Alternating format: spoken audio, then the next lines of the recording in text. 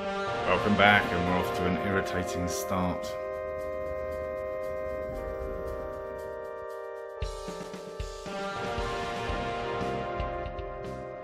No, I hate that. And these arrived, and they're bigger than I thought they were going to be, but actually I kind of wished I'd ordered slightly bigger. So that's cool. And something else which didn't need, but I bought it anyway because it looked rather nice. A slightly improved, I think you'll agree, brake fluid reservoir. I think that's an improvement on that. Hopefully it'll mount in the same place, otherwise we're in trouble. No, I've saved some pipe. And there we have it. Perfect, lovely. Exactly the right size. Or it came with a spare one, so it'd be rude not to put it there. Well, with a little minor modification, that fits in there just beautifully. I very much like that. Except that of course now the tube's way too short. Good job we've got some spare. I have spare pipage, I think. Oh, did I mention how good they look? Yes. This, however, not so much, honestly.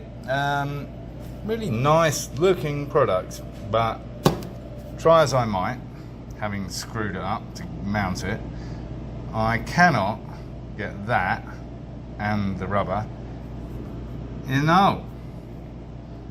It just won't stay. So if you put the rubber in first and then push the fitting in, it just pushes out. And if you do it that way around, mount the rubber first, then push it in, it doesn't push in. Back on this, and I'm debating getting rid of this whole clip thing.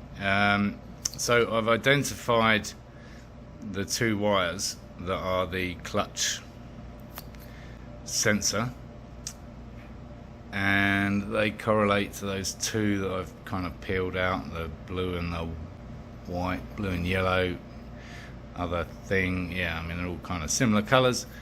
Anyway, there's not a lot of room to play with should I want to put it back to how it was, which is yeah, distinct possibility. Well, I stripped it back a little bit more, give myself a little bit more room, and then what I've decided to do, because there is actually quite a lot of room in there, down there in the bowels, so I've just cut all the wires back, taped them all up, and then I just got the two that I need for the clutch, and yeah, I'm gonna poke that all down in the hole, and I'm gonna re-tape that up, but I'm gonna leave it kind of more separated so that I've got more flexibility. These go off to fuel injectors and stuff, and this goes off to the other handlebar, most of which I need because it's the starter motor and the kill switch and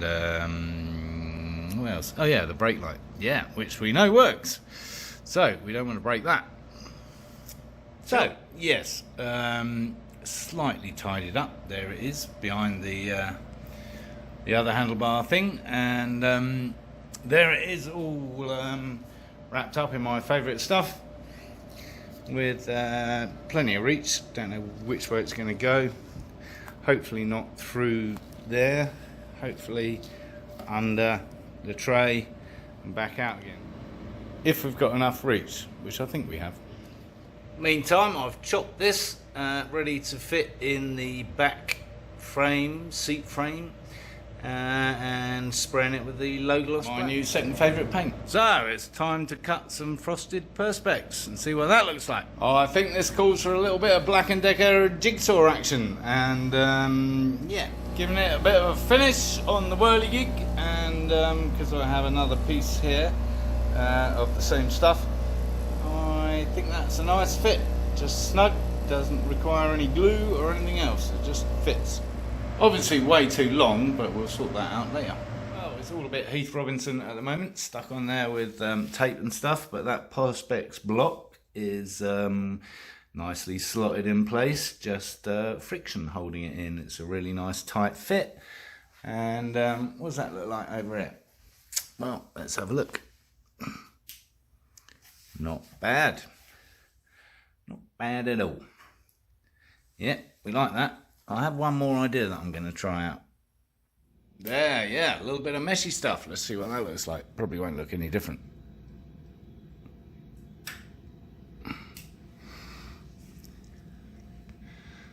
Well, a little bit to the naked eye. Not so much to the camera, but you get the idea. I think that'll do the job nicely.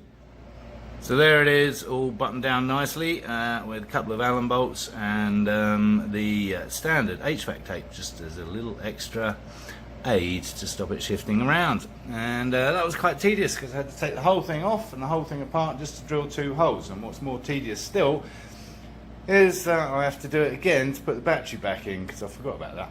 Is anyone counting how many times I've taken that off? I think it's probably up to 27 now. Well, I've been doing a little research online, Googling and noodling, and yes, because I was a bit worried about that, because it looks a bit like that, which is some kind of fuel sensor. However, this is a very expensive part, over $100, and that's the air pressure sensor after all, which I thought this was, but this is a temperature sensor. So I guess we need to stick that outside somewhere. We'll just leave it there, right? Dangling around? No. Yeah, so that needs to be away from the engine heat so it doesn't give false readings, etc. So, yeah, because I'm just working out where I'm going to locate everything. And all this because I'm waiting for my nutcracker to turn up. No, not nutcracker. Stud remover thing. And yes, I did a fair amount of research on that online as well, but I decided not to go for the a bollocks one. I decided to get one that might work, and I thought I'd modify the Humpty Dumpty meter, yes, the upside down bike level meter, because there's a number of stuff on the forums that says you can effectively kind of just jam it up with silicone so that it never reads to cut off the motor. But what I don't know is whether that is the right way up or that's the right way up. Difficult to tell, or even that, or the other way around. I mean, there's 4 possible positions for this thing that are the right way up. If it sat that way, it'd make more sense logically, but it doesn't. It sits this way. So, I really don't know. And if I knew what it did, that would also help, because does it cut all the electrics? Does it just cut the fuel pump? What does it do? And in addition to this helpful picture I found on one of the forums, there's another chap here with an amazingly good video about how to do it. Anyway, did anyone actually notice that both of those are conflicting? Because on one, the wiring plugins are on the left, and on the other they're on the right, and yet the thing is still with the curve to the bottom. So yes, conflicting messages, and maybe it doesn't matter, but I'm going to go with the latter guy, and I'm not going to stick it, so I'm going to use the first guy's method, wedge a bit of foam in there, so I can reverse it easily, and I'm going to use the second guy's direction. Just like that. Not like that, like that. Definitely done the trick. Nothing moving around in there, that's good. So now in theory I can throw it wherever I like, whatever angle, upside down, round and round, and it doesn't matter. Yay! And whilst, as you know, I'm not a big fan of these safety devices, this isn't a bad one. It's not so much a safety device, it's kind of protecting your bike. Because if you've ever laid one down, of course the engine's still running and it's probably still in gear, and if you didn't have time to flick the kill switch, then yeah, the wheels are going around and it all gets a bit complicated sometimes. So it's not a bad thing after all. We have a bear come to see what we're doing. This is a very rare occurrence. I think he's just bored and lonely. It's been a boring day. A little hot out there for exercise. You bored? Yeah. Now I'm doing the final routing for all the wiring. Yes, about bloody time. I know. I thought I'd better put these in place, and jolly nice they look too, I have to say. Even if Derek thinks they're not as good as the original airbox, and he's probably right. I don't dismiss the fact that manufacturers know what they're doing, and airboxes are good, but in this instance, these are good. And they look pretty cool, right, Terry Bear? No interest? Okay. Yeah, it's starting to look organised, at least a little. This is going to route somewhere to get to the lever. These need to be on the other side really to engage with that switch, this switch. These, well, that's a random relay, that can go anywhere. This boy is air pressure sensor, as we've discovered today, and that can kind of go anywhere, so I'm just leaving that around for the moment. A switch, the ignition key switch, will definitely need a longer earth lead on it wherever I put it. So there's that, and everything else is tickety-boo. There's the brake lights and the rear lights, and there's plenty of that because there's plenty of that. So we're all looking pretty good. Oh yeah, and there's the temperature sensor. Now, as we're wrapping things up, I need to work out what the hell I'm going to do with this, because I'm really lost, honestly. So, I mean, it's got to go somewhere here, logically, right? But there is nothing apart from that to mount it to. That, not the front tyre. Yes, thank you, camera. Yeah, so I honestly don't have the first idea yet, because my first idea is gone, which was that little mount there in conjunction with something over here. So I just don't know. I do have one idea, though at this stage I would say it's more fetal than infancy stage. But maybe, just maybe, if I put some kind of bracket between the forks, even if it was another tree, but something, it could kind of mount there, like that. That might work. I'm going to do a few tests first, just electronically, to see what's what, and then I'm going to reconsider. There are, of course, these, because I still haven't decided what the hell I'm going to do here. Now I've put these here, so that's a possibility.